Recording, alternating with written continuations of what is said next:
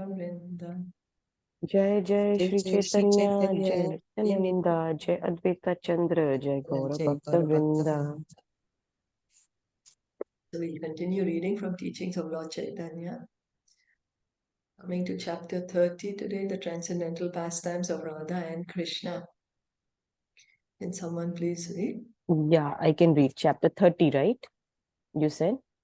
Yes. The transcendental pastimes of Radha and Krishna. The difference between executing ordinary religious activities and devotional service is very great. By executing religious rituals, one can achieve economic development, sense gratification, or liberation, merging into the existence of the Supreme. But the results of the transcendental devotional service are completely different from such temporary benefits. Devotional service of the Lord is evergreen, and it is increasingly transcendentally pleasing. Thus, there is a gulf of difference between the result derived from devotional service and those derived from religious rituals. The great spiritual energy known as Jada Adhishthatri or Mahamaya, the superintendent of the material world and the material departmental directors, the demigod, as well as the product of the eternal energy of the Supreme Lord External energy. external energy. Yeah, the products of the external energy of the Supreme Lord are but perverted reflections of the opulence of the Supreme Lord.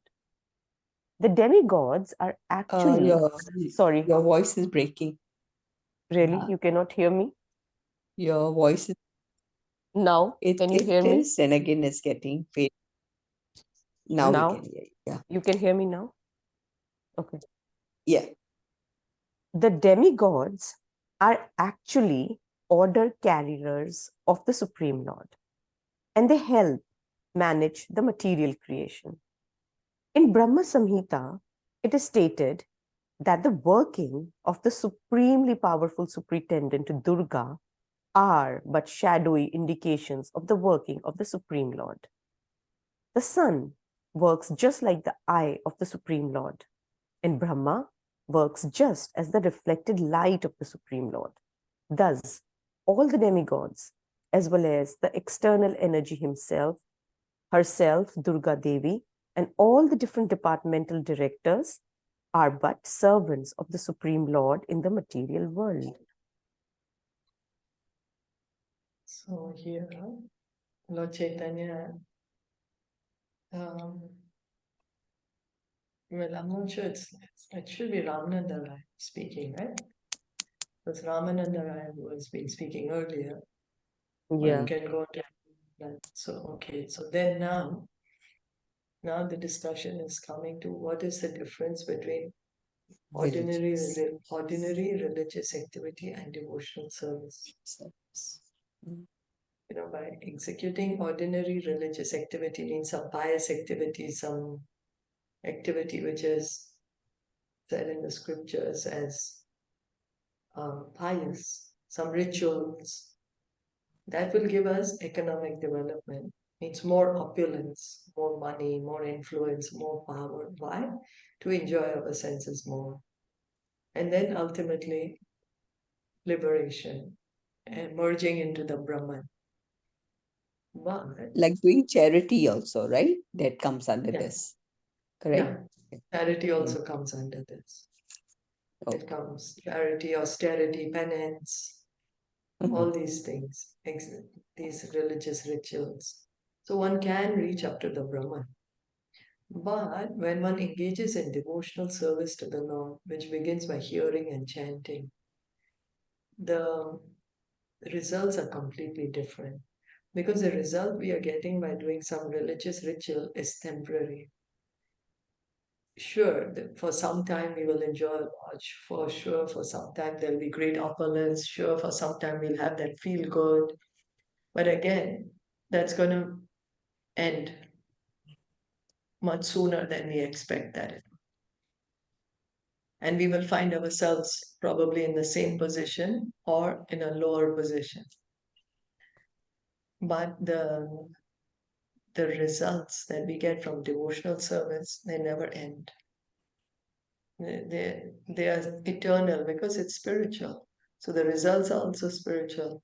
And the bliss, the happiness we feel increases more and more. Becomes more and more joyful. Devotional service becomes more and more joyful. So that's why it said that there is a difference. Now, there is some explanation given regarding the demigods and the material energy of it. So how can we Also, explain like, this? sorry, yeah. So that means even when you do this ritualistic, right, activities, it takes you to the planets, right? Which is in the material world Yeah, or the heavenly planets. Yeah, in the heavenly material. planets, material world, right? Okay. Yeah, because You even can't though reach heaven, the, yeah, okay, no, spiritual, right? yeah, cannot reach spiritual world. Only by devotional service we can reach spiritual world. You know, Swargalok, many of us may say we want to go to Swargalok. Yes. One may say one wants to go to Swargalok, but Swargalok is also in the material world. It's the heavenly Oh, planet, and it's right. within the material. It's within them. Yeah. So In the spirit, here, hmm, sorry, no, nothing. I'm sorry. No, nothing, sorry. No, please say. You were No, saying no, no, something. I She was started going to read. reading. Yeah, I Yeah. started reading. I'm Oh, you sorry. were reading. Yeah, Oh, okay. yeah, yeah. So we'll No. just try to understand the position of the demigods Mm. and the position of material energy. Would anyone like to say that? We just read Mm, all that. Yeah. yeah, Uh, that the Jada Shakti Maya, she's the superintendent of the material world. Mm-hmm. And the demigods are as well they are also the product of this this material world only, of the external energy of Krishna, but they are the carriers of his order. Everybody carry the order of Supreme Lord. Yes. And Yes. devotional service results are completely different from such temporary what we offer to demigods in this world. So what we get from their different results that we get by doing the devotional service to Krishna, and what we get a result by serving to demigods, that is totally different. That's right. and it's That's right. temporary. And yeah, and it's Temporary. temporary. That's right. And also in Brahma Samhita, the Brahmaji has stated that working of this superintendent Durga Devi are just the shadow indications of the working of Supreme Lord. Yeah.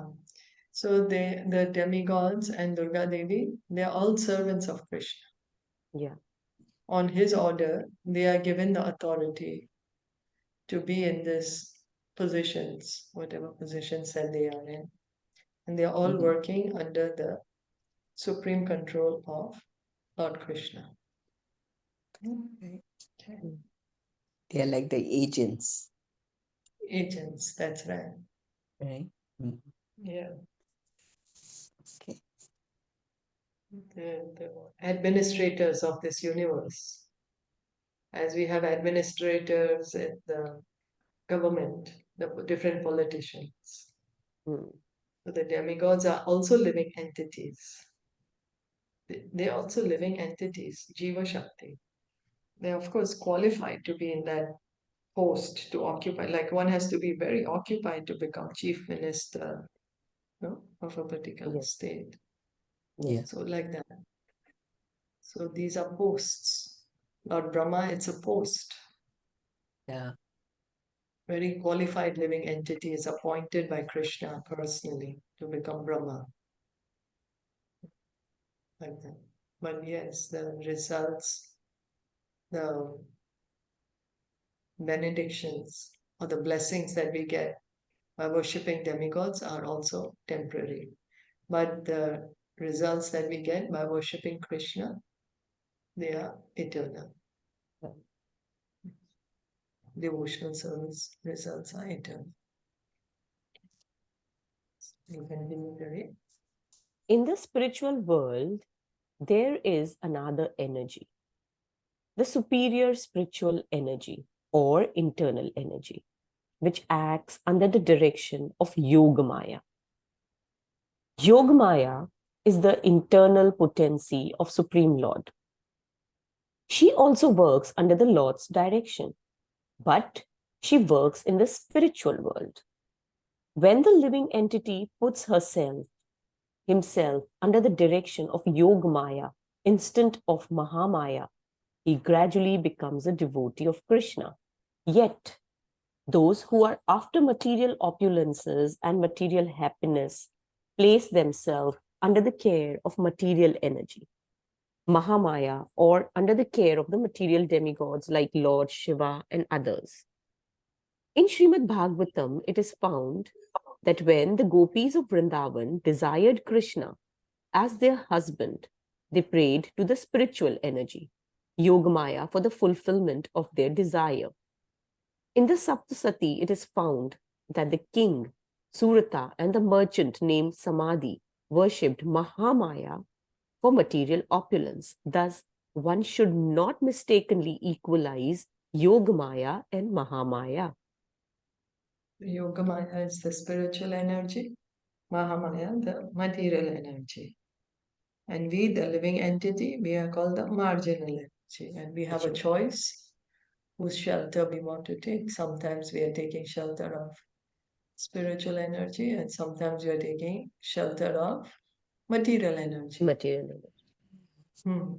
When we take shelter of spiritual energy, gradually one can become a devotee of Krishna.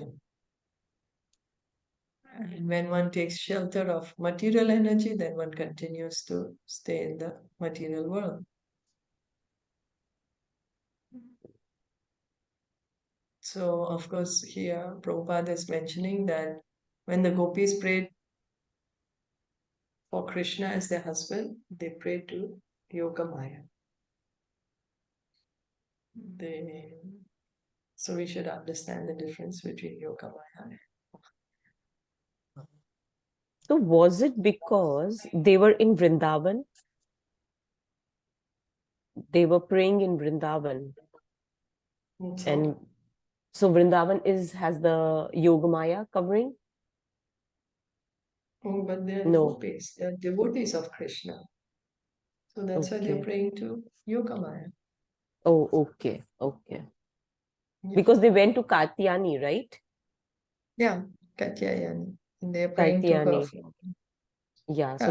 They're praying to her for the Supreme Lord. And here Prabhupada is mentioning that they are approaching Yogamaya. Okay. Whenever we are praying for Krishna, that automatically is spiritual energy. It's already spiritual. Whenever we are praying for our sense gratification, that automatically is material. Becomes material.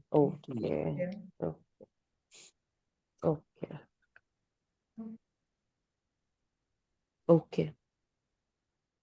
Because the Lord is on the absolute platform, there is no difference between the holy name of the Lord and the Supreme Lord himself. There are different names of the Supreme Lord, and these names have different purposes and meanings. For instance, he is known as Paramatma, the super soul, Brahman, the supreme absolute, Shrishtikarta, the creator, Narayan, the transcendental Lord, Rukmani Ramna, the husband of Rukmani, Gopinath, the enjoyer of the gopis, and Krishna. In this way, the Lord has different names, and these names indicate different functions. The aspect of the Supreme Lord as the creator is different from the aspect of Lord Narayan. Some of the names of the Lord as the creator are conceived by materialistic men. One cannot fully realize the essence of the Supreme Personality of Godhead by understanding the name of the Creator, because this material creation is By a understanding function. his name as the creator. By understanding the name, it is His, written here. Okay, sorry, I have a book. okay. Actually, I cannot see the screen, so I'm reading from my book. Okay, sorry. Okay. So, Okay. understanding his name of the Creator, because this material creation is a function of the external energy of the Supreme Lord. Thus, the conception of God as the creator includes only the external feature. Similarly, when we call the Supreme Lord Brahman, we cannot have any understanding of the 6 opulences of the Supreme Lord. In Brahman realization, the 6 opulences are not realized in full. Therefore, Brahman realization is not complete understanding of the Supreme Lord. Neither is Paramatma realization. Realization of the Super Soul, full realization of the Supreme Personality of Godhead. For the all-pervading nature of the Supreme Lord is but a partial representation of his opulence.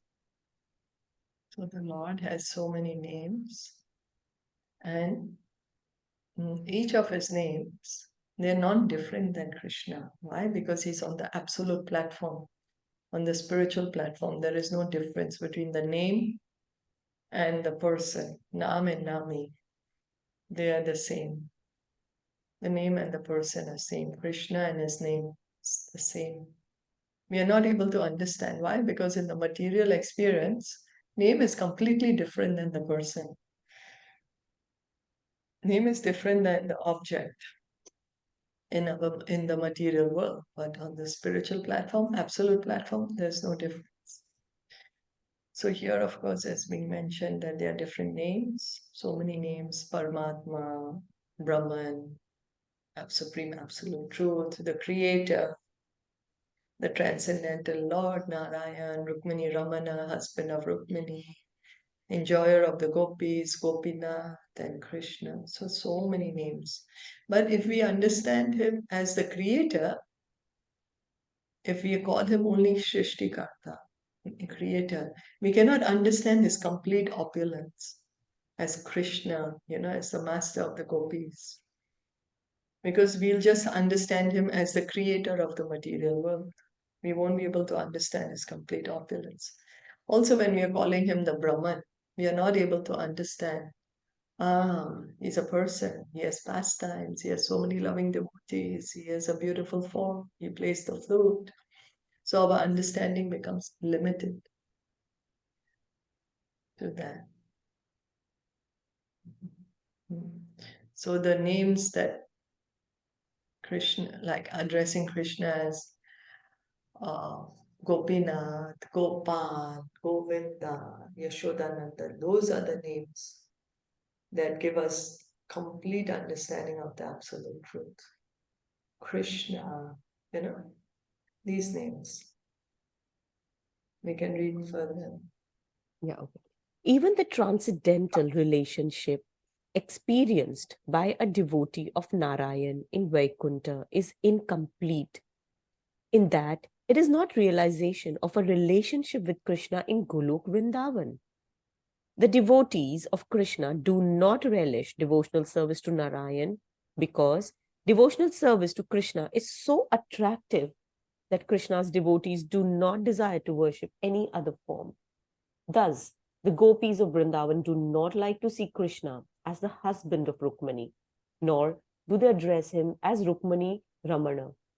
In Vrindavan, Krishna is addressed as Radha Krishna or Krishna, the property of Radharani, although the husband of Rukmani and Radha's Krishna are on the same level in the ordinary sense. Still, in the spiritual world, the names indicate different understanding of the various aspects of Krishna's transcendental personality. If one equalizes Rukmani Raman, Radha Raman, Narayan, or any other name of the Supreme Lord, he commits the fault of overlapping tastes, which is technically called ras abhas. Those who are expert devotees do not accept such amalgamations which are against the conclusion of the pure devotional service.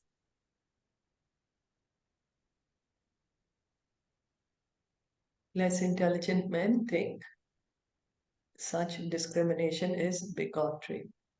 So anyway, what we are trying to understand here is, we may think, oh, Rukmani Raman is same as Radha Raman.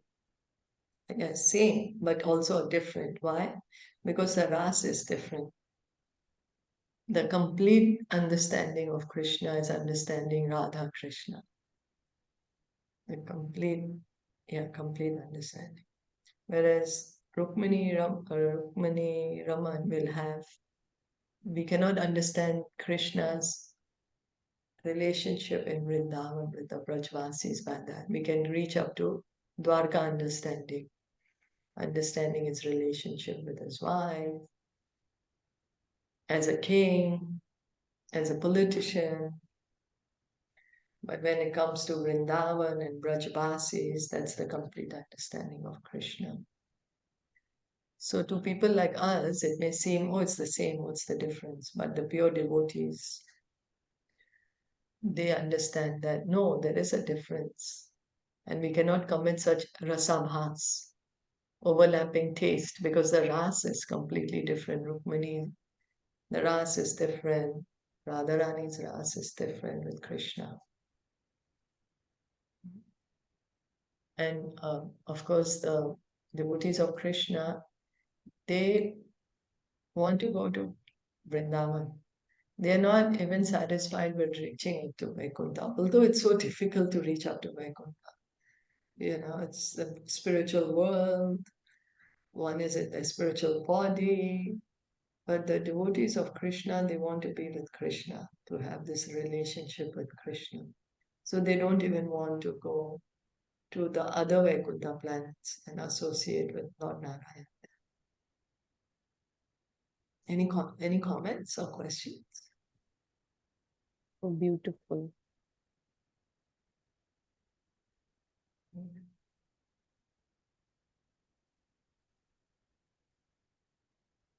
Although Sri Krishna, the Supreme Personality of Godhead, embodies all super excellence and beauty. When he is among the damsels of Vrija, he is known as Gopi Jnanavallabh. Gopi Janavallabh. The devotees cannot relish the beauty of the Supreme Lord more than the damsels of Vrija. In Srimad Bhagavatam 10.33.7, it is confirmed that although Krishna, the son of Devaki, is the last word in super excellence and beauty, when he is among the gopis, it appears that he is sublime jewel set amongst divine golden craftsmanship. Although Lord Caitanya accepted this as the highest realization of the Supreme Lord as conjugal lover, he nonetheless requested Rāmānanda Rāya to proceed further. So, Krishna in Vrindavan, when he's with the gopis, he appears even more beautiful. Now, Krishna is all attractive. He's the most beautiful person. And somehow, when he's with the gopis, he appears more beautiful. His super excellence and beauty have reached highest perfectional stage. As they say, right? Krishna is perfect, more perfect, most perfect. So perfect in Mathura, more perfect in Dwarka, most perfect in Vrindavan. Although he is perfect, but this is just going deeper and deeper. Going deeper and deeper into Krishna's relationships. His super excellence. It's all Krishna, but understanding deeper the aspect of Krishna. Upon hearing this request, Rāmānanda Rāya remarked that this was the first time that he had been asked to go further than the gopis in an attempt to understand Krishna. There is certainly transcendental intimacy between the damsels of Vrija and Krishna. Rāmānanda pointed out, but out of all the relationship between Radharani and Krishna in conjugal love is the most perfect. No common man can understand the ecstasy of transcendental love between Radharani and Krishna, nor can he understand the transcendental flavor of the transcendental love between Krishna and gopis. Yet, if one tries to follow in the footsteps of the gopis, he may become situated in the highest stage of the transcendental love. Thus, one who wants to be elevated to the transcendental stage of perfection should follow in the footsteps of the damsels of Vrija as an assistant maidservant of the gopis. No, Lord Chaitanya is telling Rāmānanda Rāya, go deeper. Go still deeper. And Rāmānanda Rāya is wondering now what he's saying. Okay, anyways, saying that of all the gopis, the relationship between Radha and Krishna is the most perfect. Already the gopis are in such a perfect position that they have the highest love for Krishna. Yet, if one has to see that who has the most love for Krishna, that is Srimati Radharani. And then Rāmānanda is saying, of course, one can reach in that position by following in the footsteps of the gopis. So Bhakti Charu Maharaj would say, Lord Chaitanya, he's in the mood of Srimati Radharani, the best gopi. So following in the footsteps of Chaitanya means doing Harinam Sankirtan, hearing and chanting about Krishna. One can be elevated to this platform. Lord Caitanya exhibited the mode of Srimati Radharani. When she was contacted from Dwarka by Sri Krishna, such transcendental love is not possible for any common man. Therefore, one should not imitate the highest perfectional stage exhibited by Chaitanya Mahaprabhu. If, however, one desires to be in that association, he may follow in the footsteps of the gopis. In the Padma Puran, it is stated that just as Radharani is dear to Krishna, similarly, the Kunda, known as Radha Kunda, is also very dear to him. Radharani is the only gopi who is dearer to Krishna than all the other gopis. In Srimad Bhagavatam 10.30.28, it is also stated that Radharani and the gopis render the highest perfectional loving service to the Lord, and that the Lord is so pleased with them that he does not wish to leave the company of Srimati Radharani. What is Radharani's Kund called? Radha Kunda. Vedic form, yeah. And this Radha Kund is very dear to Krishna. It's mentioned in Padma Puran. And Krishna is so loved by the gopis, he does not want to leave the company of Srimati Radharani. When Lord Chaitanya heard Rāmānanda Rai speak of the loving affairs between Krishna and Radharani, he said, "Please go further, go on and on." The Lord also said that he was enjoying with great relish the descriptions of the loving affairs between Krishna and the gopis. "It is as if a river of nectar is flowing from your lips," he said. Rāmānanda Rai continued to point out that when Krishna danced amongst the gopis, he thought, "I am not giving any special attention to Radharani, because among the other gopis, Radharani was not so much an object of special love. Krishna stole her away from the area of the Ras dance and showed her special favor." After explaining this to Lord Chaitanya, Rāmānanda Rai said, "Now, let us relish the transcendental loving affairs between Krishna and Radharani. These have no comparison in this material world."